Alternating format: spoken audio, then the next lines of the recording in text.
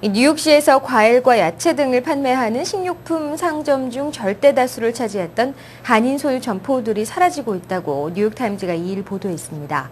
치솟는 점포 임대료와 온라인 점포나 기업형 점포들과의 경쟁과 뉴욕시 위생당국의 엄격한 단속 등이 복합적으로 작용한 결과로 분석됩니다. 한인생산협회에 따르면 뉴욕 식료품 상점 중 70%가량을 한인이 소유한 것으로 추산되는 등 아직도 한인들은 뉴욕시의 식료품 상점 중 절대 다수를 보유하고 있습니다. 그러나 점포 임대료가 상승하고 기업형 슈퍼마켓 등과의 경쟁이 치열해지면서 이들 한인 소유 식료품점들은 어려움을 겪고 있습니다. 미 동부 지역의 한인 이민사회를 연구해온 뉴욕 퀸즈 컬리지의 민병갑 교수에 따르면 1995년 2,500여 개에 달했던 한인 소유 식료품점은 2005년 2,000개가량으로 줄었다고 전했습니다. 뉴저지 한인 최대 밀집지인 팰리세이드팍 시정부가 1일 지역 내 교통사고 다발 지역에 디지털 카메라인 CCTV를 설치하고 안전운전 및 사고 예방에 나섰습니다. 감시 카메라를 이용한 단속은 버겐 카운티에서는 팰팍시가 처음이며 신호위반 차량을 주로 적발해 80에서 85달러의 벌금을 부과할 방침입니다. 이 벌금은 조만간 팰팍 법원이 확정할 예정이며 단타운 정부가 자체 시행하는 단속인 만큼 벌점은 없습니다.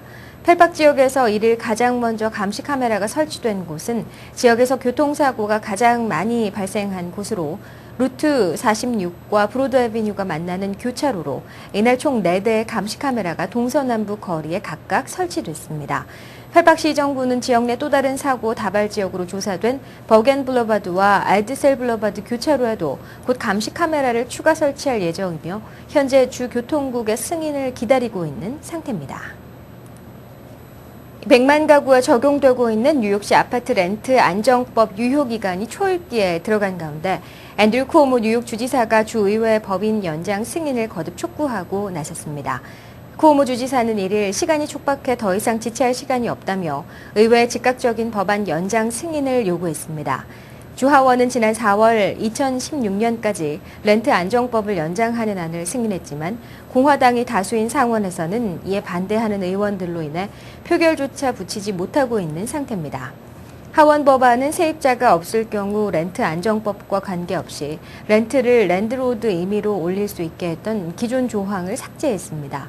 또 세입자의 2년 연속 연 가구 소득이 17만 5천 달러 이상이거나 월 렌트가 2천 달러 이상인 경우 렌트 안정법 적용 대상에서 제외하도록 했던 조항을 가구당 연소득 30만 달러와 월 렌트 3천 달러 이상으로 상향 조정했습니다. 주차 위반 벌금을 상습적으로 미납하는 뉴욕시 운전자들은 차량 등록이 말소됩니다. 이번 조치는 오래전부터 350달러 이상 벌금을 안낸 차량에 대해 견인 조치를 취하고 있음에도 불구하고 미납 벌금 티켓이 좀처럼 줄어들고 있지 않은 데 따른 것입니다.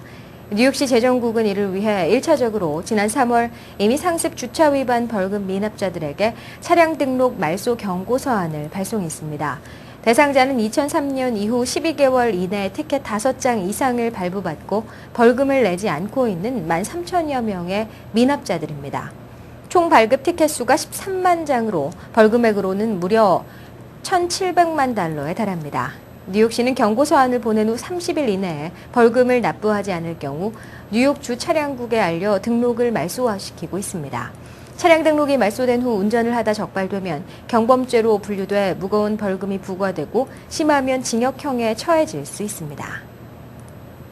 휴대전화가 암 발병 위험성을 높인다는 세계보건기구 산하 기관의 발표로 휴대전화 관련 법정 소송도 전환점을 맞을 것으로 예상되는 등 파장이 커지고 있습니다.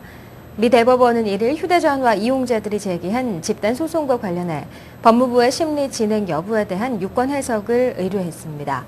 앞서 앨리슨 지부시 등 원고 측은 휴대전화 제조사와 이동통신사 등이 휴대전화의 잠재적 위험성을 인지하고도 이를 안전한 것처럼 광고했다며 삼성전자와 노키아, AT&T 등 19개 통신 전자업체를 상대로 소송을 제기했었습니다. 이들은 피고 측이 손해배상금을 지급하고 휴대전화 사용자들에게 헤드셋을 제공하도록 명령해 줄 것을 법원에 요청했으나 항소법원은 이 소송이 연방법과 충돌한다고 판단해 기각했습니다. 그러나 휴대전화의 위험성과 관련된 WHO 산하 기관의 발표가 나오면서 이 소송에 대한 심리를 진행할지 결정해야 할 처지에 놓인 대법원이 법무부의 도움을 요청한 것으로 알려졌습니다. 미국 골드만삭스가 미국 모기지 증권 투자와 관련해 투자자들을 오도하고 금융위기를 부채질했다는 의혹과 관련해 뉴욕 검찰이 골드만삭스의 소환장을 발부하며 본격 조사에 나섰습니다. 미국 언론들은 맨하튼 지검이 최근 광범위한 분량의 자료를 요구하는 소환장을 발송했다면서 이는 골드만삭스가 모기지 투자를 통해 금융위기를 부채질했다는 미국 상원조사소위원회의 조사 결과와 연관된 것이라고 이의를 전했습니다. 상원조사소위는 지난 4월 발표한 금융위기 원인에 관한 보고서에서 골드만삭스를 비롯한 월가의 금융회사들이 투자자들을 오도했으며 미국 주택시장이 붕괴되기 전에 모기지 증권의 숏 포지션을 취해 이익을 냈다고 지적한 바 있습니다.